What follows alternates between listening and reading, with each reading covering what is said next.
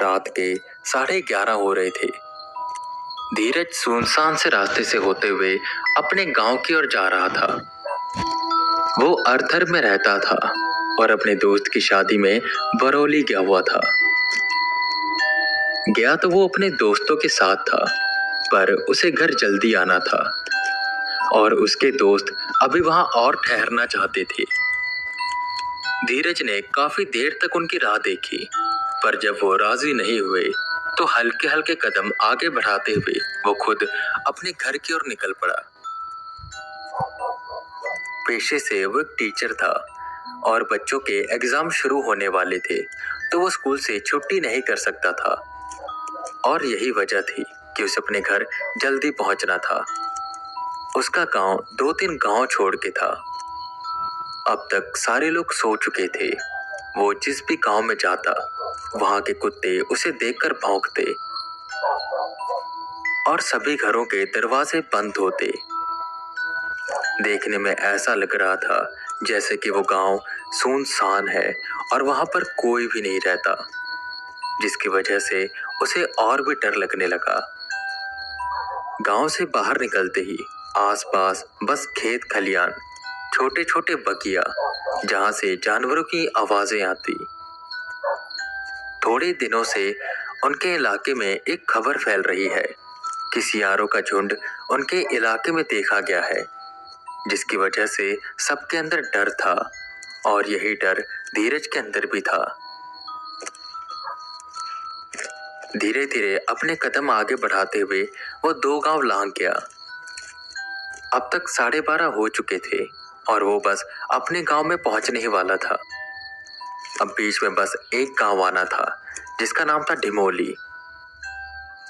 वो उस गांव में पहुंचा और उस गांव का मंजर भी ठीक वैसा था जैसे बाकी के 2 गांव का था। दरवाजे बंद थे और कुत्ते उसे देखकर भौंक रहे थे। वो ढिमोली गांव की सरहद पर पहुंचा जहां पर पीपल का पेड़ लगा हुआ था और ऐसा हर गांव में होता है कि वहां की सीमाओं पर पीपल के पेड़ लगाए जाते हैं। तो ढिमोली गांव में भी पीपल का पेड़ लगा हुआ था जहां लाल धागे बंधे हुए थे, नारियल चढ़ाए गए थे और ऐसा लग रहा था कि यहाँ पर पूजा होकर हटी है। ये अक्सर तब होता था जब कोई त्योहार होता था या तब जब गांव में कोई गुजर जाता था और उसकी शांति के लिए वहां पूजा करवाते थे। खैर, धीरज ने पीपल की ओर देखकर अपना सर झुकाया और आगे बढ़ने लगा। अभी उसने पीपल के पेड़ को लांघा ही था कि उसे ऐसा लगने लगा कि उसके साथ साथ कोई चल रहा है। किसी के कदमों की आवाज उसे साफ साफ सुनाई दे रही थी और अब आसपास एक अजीब सी मनहूसियत फैल गई थी। आसपास से आती आवाजें अब और भी ज्यादा डरावनी हो गई थी। तेज तेज चलती हवा अब और भी सर्द हो चुकी थी और रह रह कर वो हवाएं पत्तों से टकराकर एक हलचल करती थी, जिसे देखकर ऐसा लगता था कि पेड़ के ऊपर कोई बैठा हुआ है और धीरज को एकटक घूर रहा है। धीरज को हद से ज्यादा डर लगने लगा। उसने अपने कदमों की रफ्तार बढ़ाई, पर उसी के साथ वो जो कदम उसके साथ साथ चल रहे थे उनकी रफ्तार भी बढ़ने लगी। रुको, कहाँ जा रहे हो? धीरज के पीछे से आवाज आई। धीरज के कदम एकदम से रुक गए। धीरज के पैर कांपने लगे। उसने सुना था कि अगर रात को कोई पीछे से आवाज दे तो मुड़कर देखना नहीं चाहिए। अरे डरो मत, मुझे अपना शुभ चिंतक समझो और ये रास्ता बदल लो। कोई भी रात को इस रास्ते से नहीं जाता। तुम भी मत जाओ, वो रास्ता ठीक नहीं है। धीरज ने एकदम से पलट कर देखा, पर वहां पर कोई भी नहीं था। यह किसकी आवाज थी और वो रास्ता बदलने को क्यों कह रहा था? कहीं ये मेरा वहम तो नहीं? नहीं, पर मुझे उसकी आवाज साफ साफ सुनाई दे रही थी। क्या करूं अब मैं? अभी धीरज इतना सोच ही रहा था कि दूर झाड़ियों से उसे हल्की हल्की हलचल होती सुनाई दी। कहीं ये सियार तो नहीं? वो डरा और आगे बढ़ने लगा। उसने अपने कदम तेज कर दिए। ऐसे ही वो एक खेत के पास पहुंचा जो सूखा पड़ा हुआ था और उसके पास एक पेड़ था। जैसे ही धीरज उस पेड़ के पास से गुजरा, उसे एक बच्चे के रोने की आवाज सुनाई दी।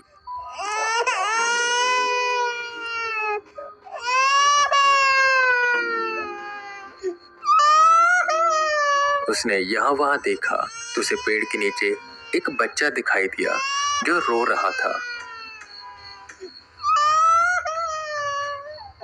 ये बच्चा किसका है और यहाँ क्या कर रहा है?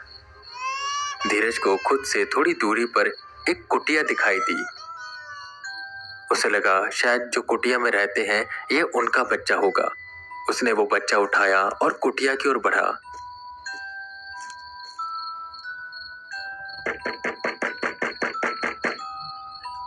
सुनिए, क्या ये बच्चा आपका है?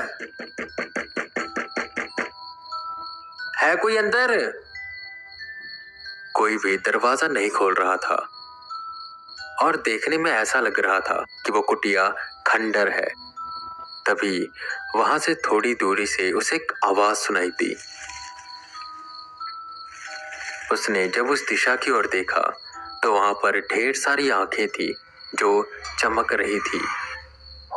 वो आंखें देखने में ऐसी लग रही थी कि जैसे किसी जानवर का झुंड हो जो बस धीरज को देख रहा है। धीरज को लगा ये शायद सियारों का झुंड है और तभी बच्चा रोने लगा।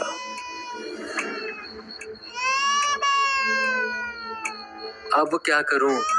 ऐसा करता हूं, अभी जान बचा के भाग लेता हूं, बाद में देखूंगा बच्चा किसका है। धीरज ने ना आओ देखा ना ताओ, वो सीधा भागने लगा।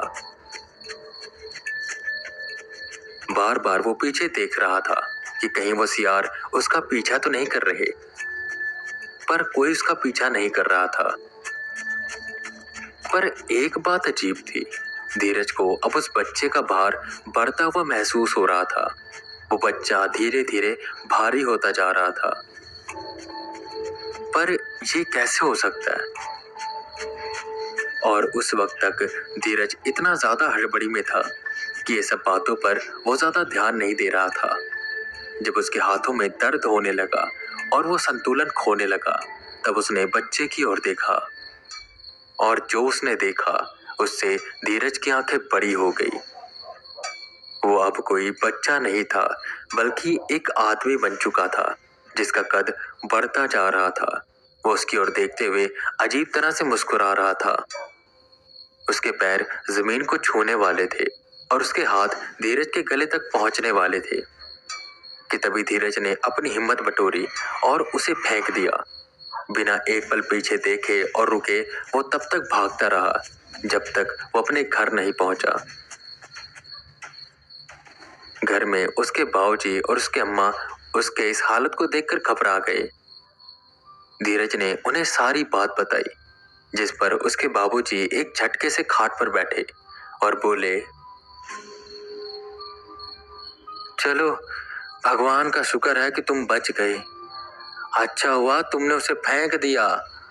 अगर उसके पैर जमीन को छू जाते तो वो तुम्हें गले से पकड़ के उठा देता और फिर भगवान जाने क्या होता। ये तो शुक्र है तुम बच गए और अब से रात को कहीं मत जाना, समझे? बाबूजी ने उसे अच्छे से समझाया, जिसे धीरज समझ तो गया, पर अब भी उस रात का खौफ उसके अंदर से गया नहीं था। वो आज भी सोचता है कि अगर उस दिन वो उस बच्चे को ना फेंकता तो उसके साथ क्या होता।